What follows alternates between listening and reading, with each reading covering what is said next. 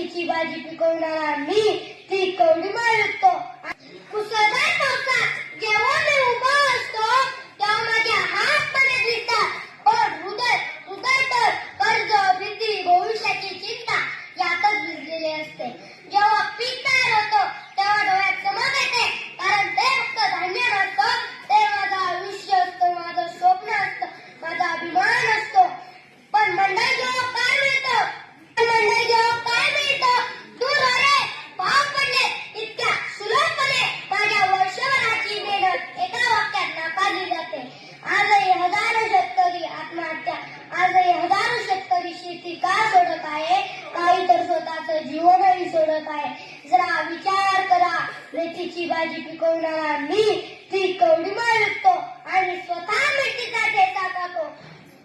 मी आधी ते तक्रार करावं नाही, मी न्याय मागावलो. माझ्या श्रमाचा मोबदला, माझ्या पिकाला योग्य भाव आणि माझ्या अस्तित्वाला आदर. मी देशाला सांभाळलो. शेतकऱ्याचं काम केवळ पाण्याचे थेंब नाही, तो अन्न सुरक्षेचा पाया आहे, तो अन्न सुरक्षेचा पाया आहे. आणि शेती फक्त व्यवसाय नाही, ती संस्कृती आहे.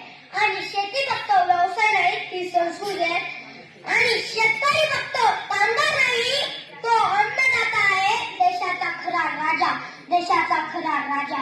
आज मी एकच मागणी करतो, शेतकऱ्याची किंमत पिकाच्या दराने नव्हे तर त्याच्या श्रमांच्या मोलाने ठरवा.